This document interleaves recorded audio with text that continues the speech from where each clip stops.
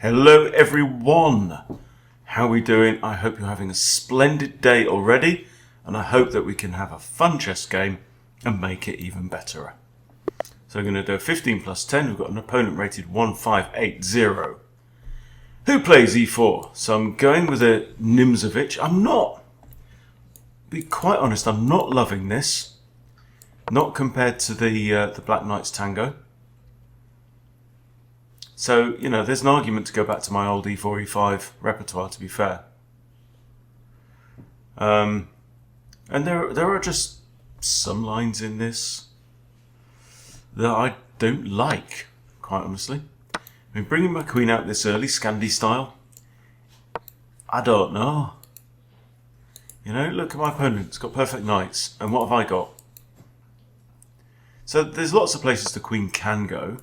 Back, here. Okay, so let us take stock. I'm thinking bishop here. And then long castles. That's my thought.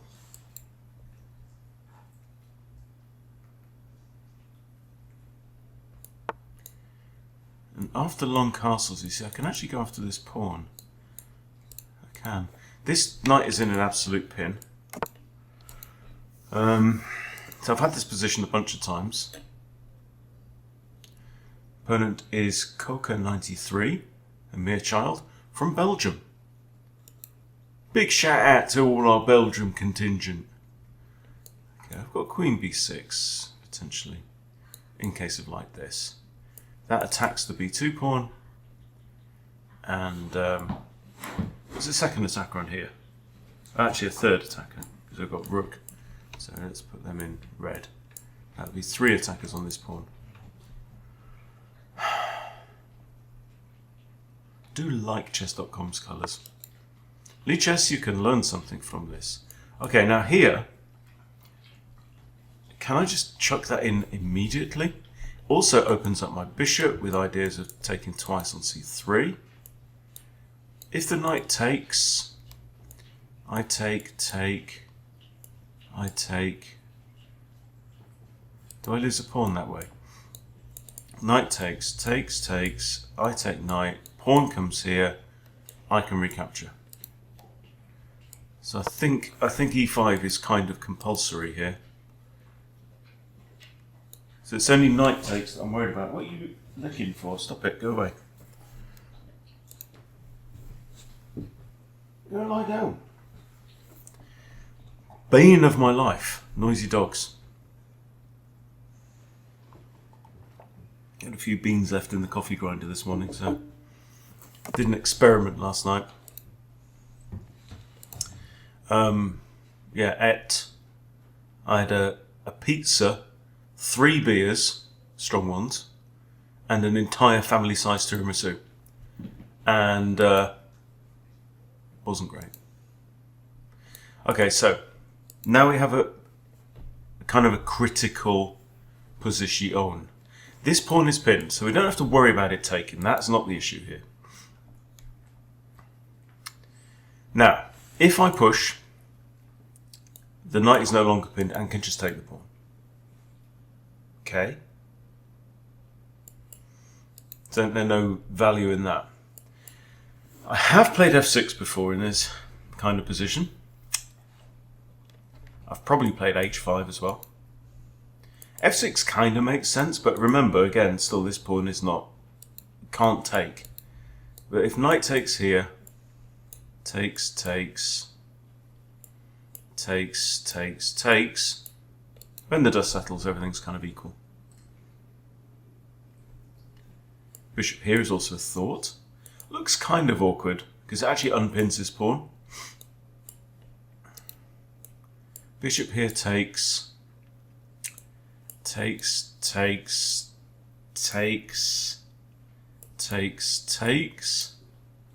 Again, we're kind of okay.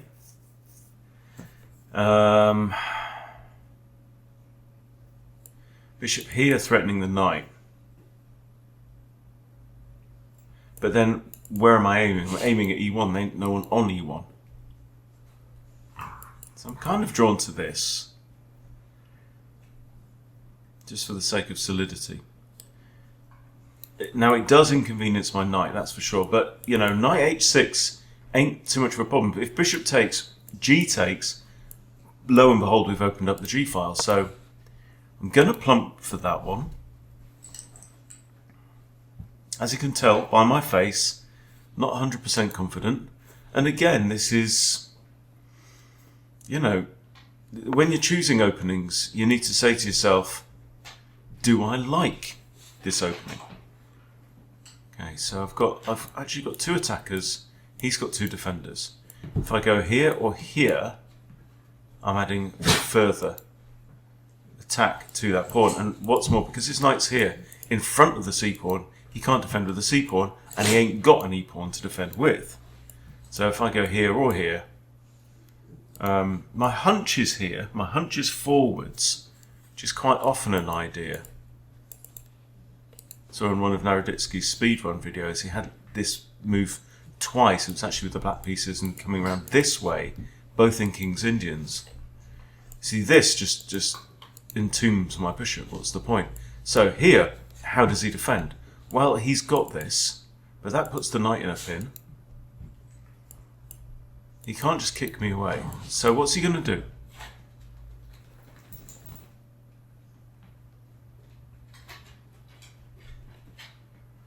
Bishop here.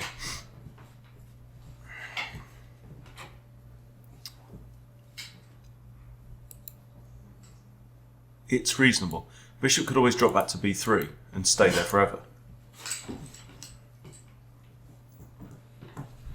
But then I have developed. This is also a thought. Getting rid of the bishop. It's not a thought, it's not an idea, it's a resource.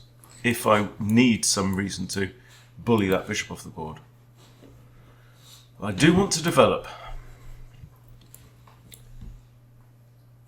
And I've got to do something about my knight, so I'm going forwards. Don't know why I thought for so long about that, quite honestly. It means the queen has to defend c2 pawn. I hasten to add. Now, if I was to do this and attack the knight, knight moves, takes, the queen still defends the c2 pawn. Of course. But yeah, just going back to what I was saying, I don't love this position. You know, I'd much rather be in a Russo or a Janisch Schliemann, I think. And I have to say to myself, and in fact I might be playing over the board on Thursday, if I get black over the board and e4, am I going to play Nimzowitsch? And I can't say hand on heart that I will, because I'm just not that confident in it. So I count 3 attackers and I count only 2 defenders. Therefore, here, if he counters,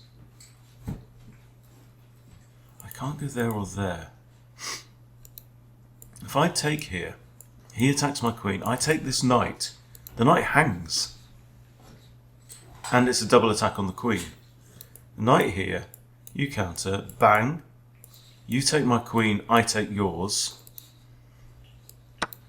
I still think I come out a pawn better. That I'm quite liking his bishops as well, you see. And there's an issue here where you've got this, and you try and trap the bishop, and then this guy comes in. We actually had this in Craig's session last night in Chess Bootcamp. He did 2 things. He did a Lasker double bishop sacrifice pattern, which I did not know. And he did the the old bishop trap in the corner pattern with a couple of angles on that I wasn't familiar. Well, this one I know, as in bishop takes, but I do hear f queen takes, so that's all right.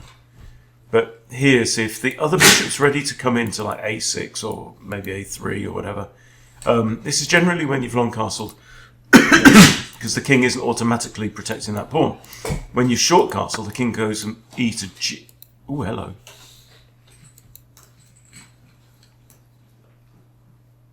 Yeah, when you short castle king as here, so the h pawn is automatically at least defended once by the king.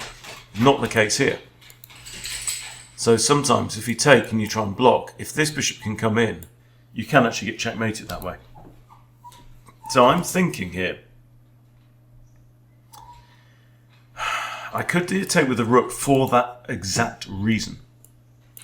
Here, takey, takey, bang, try and trap you, doesn't work. I have to get flushed out onto the d file. I'm not liking that. I'm not liking that at all. So I'm thinking we're going to take this way. And it comes with tempo on the queen. Right? Here, if I take him with a queen here, that comes with tension. That's different to tempo. Now the queen has to do something. Now this move doesn't work. Because guess what? You lose your queen and then your bishop.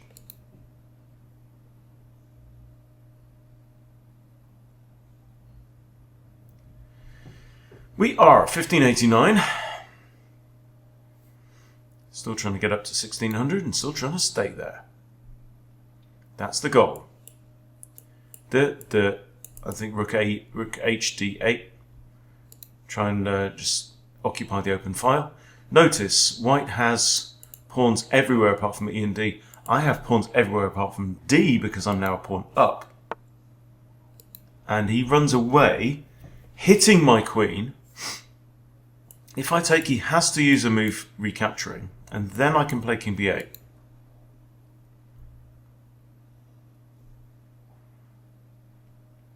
His bishops are good, but I'm a pawn up, and that's who it is. It's Eddie. Central Eddie. So I'm going to trade down. I think this, but I also have that though, don't I? That's a thought. Try and get rid of the bishop pair, develop, make room, make way for the knight to come out into the board. Yeah? If you want to trade off, that's fine. I can trade everything off. Trade rooks first and then bishops, and then that pawn's messed up because it's isolated. Okay. No problem. Okay, he wants to do this now. We both have light squared bishops.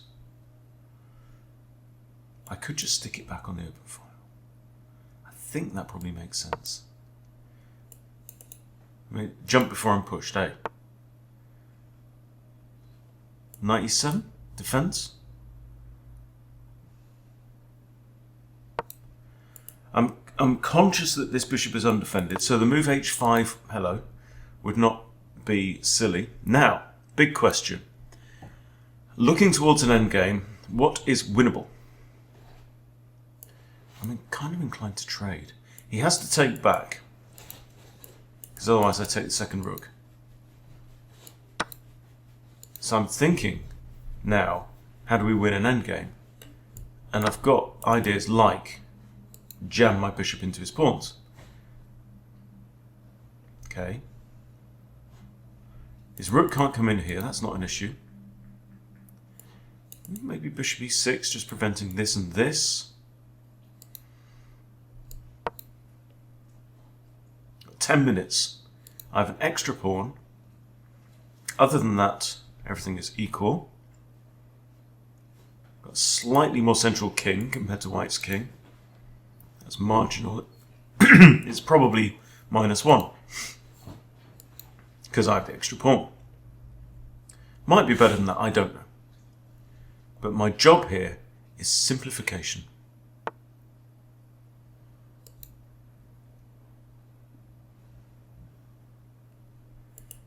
Just kick it out.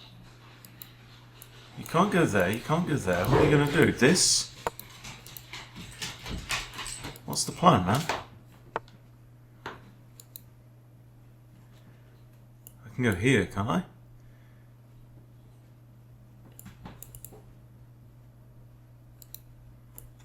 There. I like the idea of centralising the knight.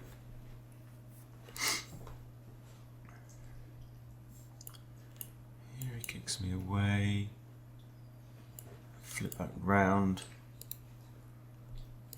Is a knight or a bishop better in this situation? Well, we have pawns on both sides of the board, which means you'd be thankful for a bishop at some point. When there are pawns trying to run away, a solo bishop can actually handle a lot of pawns all on its own.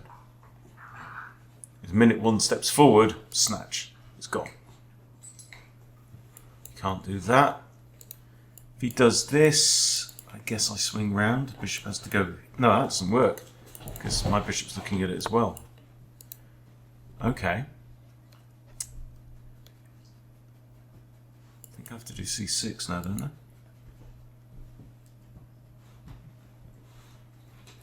I think so. He blocks there, it's not a problem. Haven't been thinking enough about my opponent's best moves today. Played some shocking blitz games.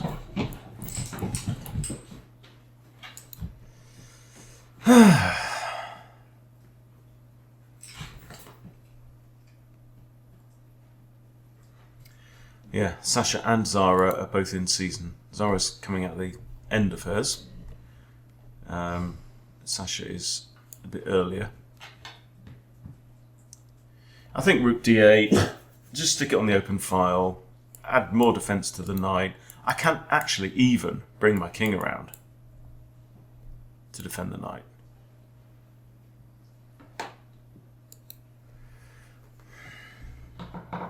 So what's he going to try and do? That's a very interesting question to ask. If I didn't stick my king here to defend the bishop, then my knight can go roving.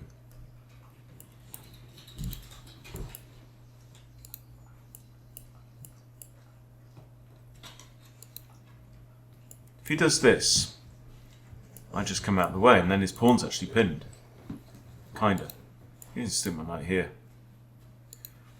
If I stick it here, so let's say he does this, I stick it here, he's got this, and yes, I can take his bishop, but then he takes my knight, and then my king's actually very awkward because he can't go to this square or this square, because if there's a pawn in there on b6, that's not good.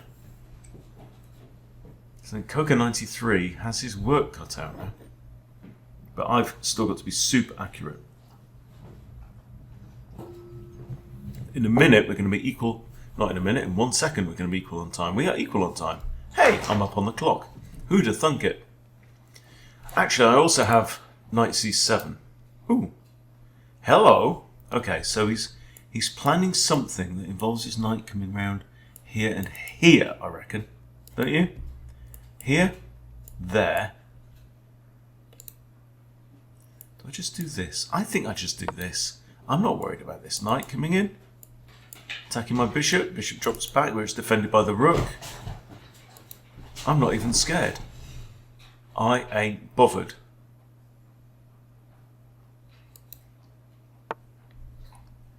Oh. Here hits the knight. If you go there, I can't take because you take back with check, then I have to move and then you recapture. Okay. I do have a5. I could drop the bishop back and then I'm actually free to move around the cabin. Oh, unless the knight moves and he trades off and then this. That could be unpleasant. But right now this is defended twice, yes? So I could simply step out of the way of all these shenanigans, free up my bishop, and go on about my day. So now if your knight goes here or here, I can just trade ski, mess up your pawns a bit. Consider yourself de-encouraged. If he takes here, I take with pawn or rook. Don't really matter.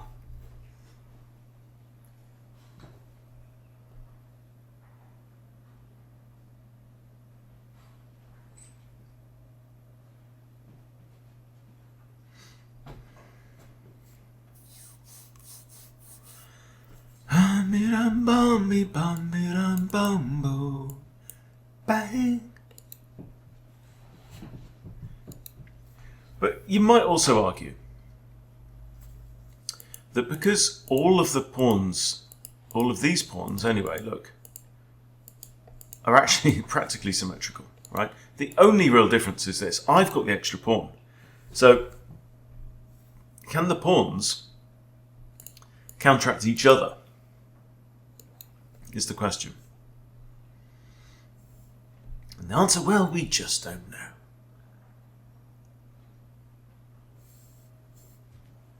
I feel like I just want to get my king moving, you know, maybe start pushing these pawns up. Oh, Coca93 is now having to think. This is his longest thinks of the game. He's previously done 46 seconds and 2 minutes 4. The last one was only 15 seconds. He has moved quite quickly with some bouts of not moving very quickly at all. Same as me. Like all these moves here, right? These moves. I mean, it was kind of critical that we took time over all of these. And then we started moving a lot quicker because it was kind of obvious.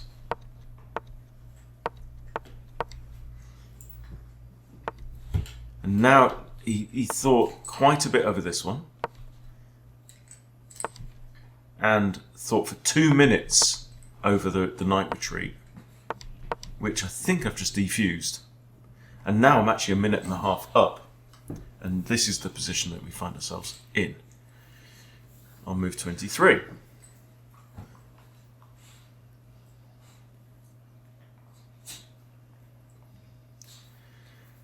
And if you want to win at chess, you've got to be prepared to dig your heels in and grind out games like this. And as you get better at chess, then little things like having one more pawn than your opponent become more concrete.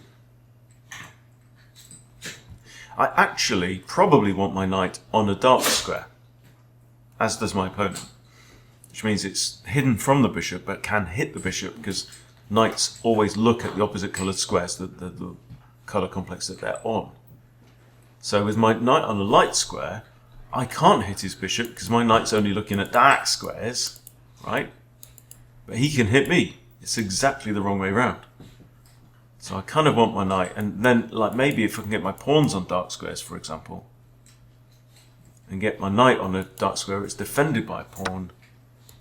Okay, we have action. He's going for it. Now, I'm sorely tempted to take with a pawn. That gives me these two central pawns, but each of them can be met on the flank. If I go here, he's got this. So it's pawn, innit? Simples. Can also take his knight out now. Okay, I have to go here to put a second defender on the pawn. That's fine. Sasha, will you calm down, please? It's a critical... I know. You're right. I know I'm shit at endgames, which is why I need to concentrate. Okay? She's very rude. Okay. What's occurred in? Right. Can I bust through? Hit the knight. Takes. Boom. I think so. I'm not going to give the bugger too much. Now there is a 10-second increment on this. If he takes, I shall take with the rook, I think. Takes. He's 2 moves away. If I take with the rook and he trades, and I recapture the pawn, he's got 1, 2. And I've got... No, I'm going to take with the pawn then, aren't I? Take with the pawn. This is now a completely passed pawn, because there ain't no pawns there and ain't no pawns there. And I'm hitting his knight, which now has to move, and can't go there, or arguably there either, to be fair. And now I really do want my king up in the action. See, his king started to move, and my king's just sat on his arse.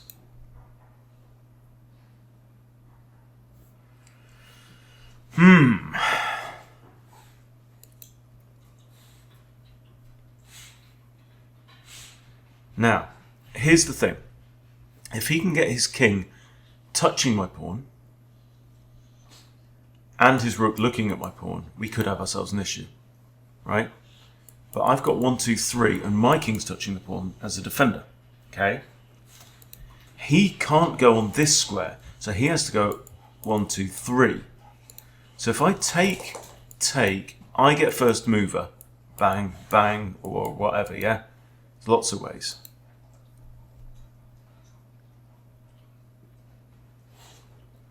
If I hit his knight again, can't go there, can't go there, can't go there, can't go there, runs away. I like that more.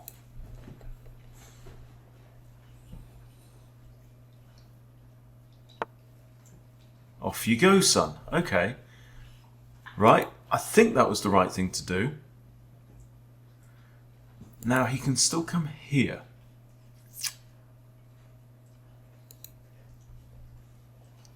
I think it's time now to lift the king.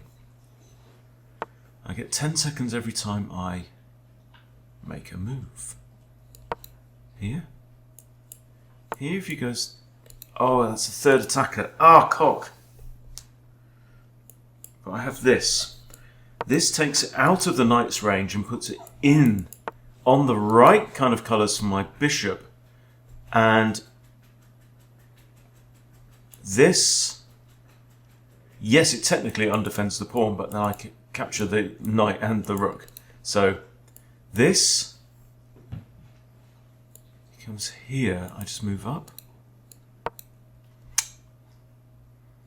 My pawns are doing a reasonable job at holding this knight back. You see, knights are slippery little bastards. I like knights. They're one of my favourites. Now I've also got this maybe as well. Shut up. Here. Stop it! That was horrible. Zora, away. Leave her alone. Go on, away. Not bad. Okay. Where does my king want to be? Somewhere like up here. But I can't step here. So I'm going to go this way. I might still take out his knight. That would give him very bad pawns. He does this. I might have to come back. Or there. Maybe that's the way to go. Forwards. If he goes here, I don't actually have that square.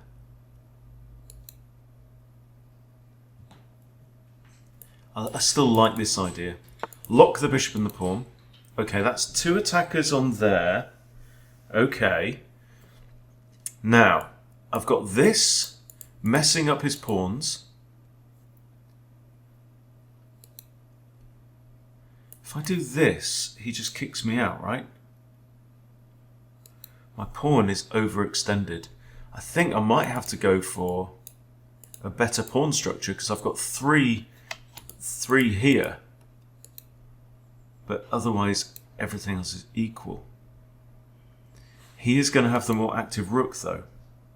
Or I go here and defend. Then he goes here and attacks my bishop, but then I can secure it. Here, he just can't take. I don't like the fact now that my king is quarantined on the side of the board. I think I've been inaccurate. If I move this pawn forward, though, it gives this knight quite a bit of leeway. Which I'm also not enamoured about. So I could try and trade the rooks off, but then no, he doesn't. Something like this. His pawn's doing an important job right now. Ah, he's putting another attacker on it, is he? Alright, you take this though, I take that. So I'm not all that bothered. I'm just going to make a move. Oh, okay. He spotted it right. Have I missed my chance? Have I blown my ride here?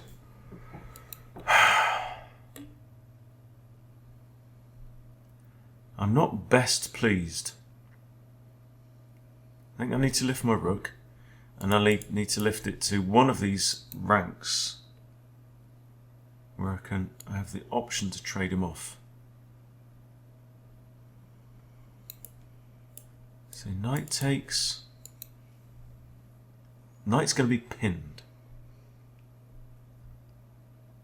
I'm just going to stick my rook on a dark square for sake of argument. Knight takes, you pin yourself. I've still got two attackers. You legally can't move.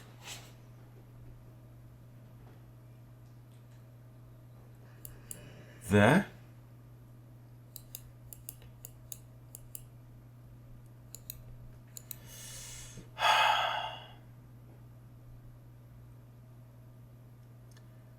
Not much my king can do. That's really frustrating. Unless I do this. But that unpins the knight. Takes. King can't take. If I take, rook has to take. I take. King takes. I centralise my king. It's a completely equal game. Right. Okay. Now his king is going to move off. But he still has to stay in contact with the knight. So let's say his king comes here or here. Then the knight is free to move. This is most unfortunate.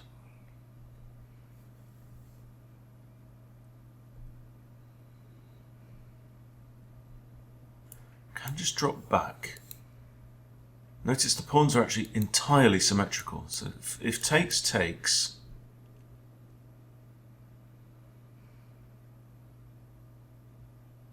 I come across.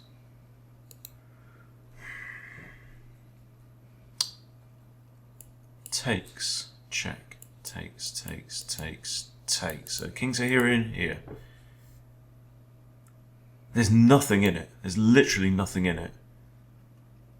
That should be a drawn endgame.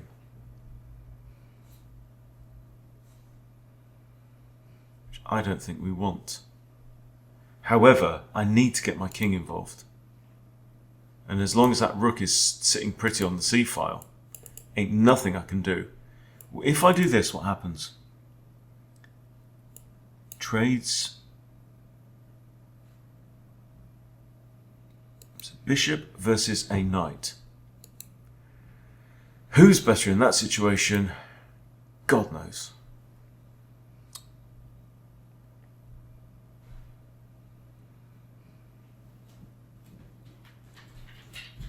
Now if I just bring the bishop away, he just comes around and then moves the knight.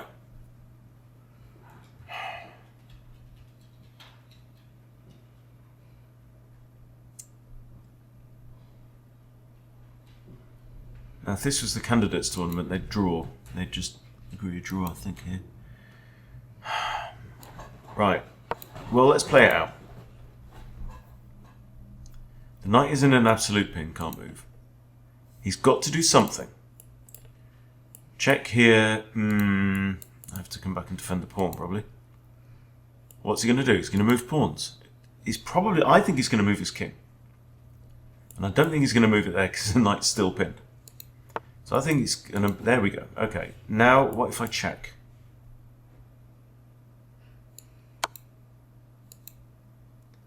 Notice my king and my rook are now knight forkable.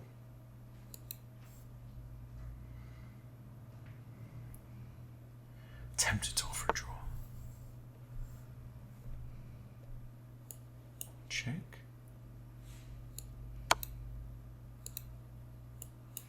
He's got two moves, I think.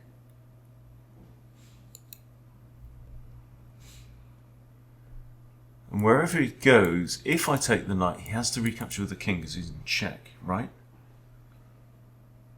That still doesn't help me. But this might. Don't I win a pawn? I think I win a pawn with a discovery.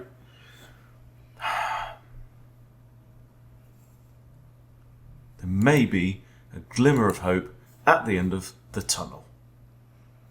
Because here, I come here, I can always come back with check. Got to be careful of this square. Can't let his knight get to there, but it is 3 moves away. Okay, we snatch ourselves a pawn. He gives check. Very exciting times. I've only got 2 moves, and I'm going to move here where I'm in contact with this rearmost pawn. Might pin the knight again. Might try and just like go into an endgame a pawn up, like we were before my overextended pawn got itself gobbled away. This and that forces the king onto yon back. I can't grab that pawn. I think I'm just going to do this. 3 minutes 35 in a 10-second increment. Heaps of time. Nothing to worry about. I can attack the knight a couple of ways. I think just free up the bishop slightly. His knight's moving out of the way. Okay. Now I'm just going to try and give myself a passed pawn, I think, is the shite. Again, just did not think what is my opponent's best move. But it ain't the end of the world. May not be the end of the world. Right, what I need to do is... I'm just going to stick that there for now. Okay, I need to protect this pawn, and that means getting my bishop on the long diagonal. That is really annoying. I got myself into a good position and then blew it.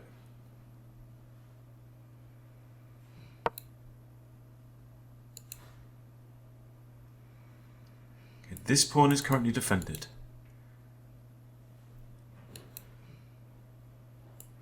He can just skewer my king and trade off. But that, and then if he trades off, that is again equal.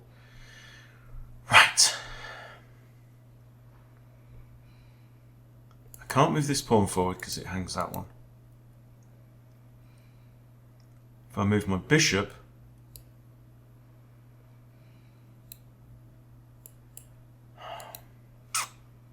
bugger. What did I say about knight forks?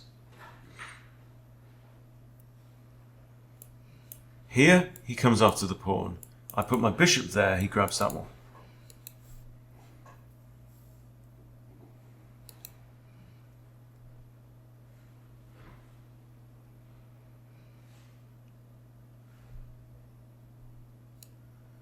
There's just nothing I can do. Now he's just got that. No, I'm going to resign it. That was really, really, really painful. Ah! And all it is, just look over your shoulder. See, here, I'm absolutely fine. And that was a blunder, because I just walked into the fork. All that work in the middle game, doing very, very well. Opening was actually fine. Well, opening was inaccurate from both of us, actually. And he just got the edge in the end game. 1600 to 1650. But I'm playing at 1600 level. I'm kind of happy about that. Just one blunder, and it was all over. And I'm +2 here. What should I have done? Yeah, winning. But that's chess, guys. That's the way it works. Right, well, see you next time, I guess. Take care. Bye-bye.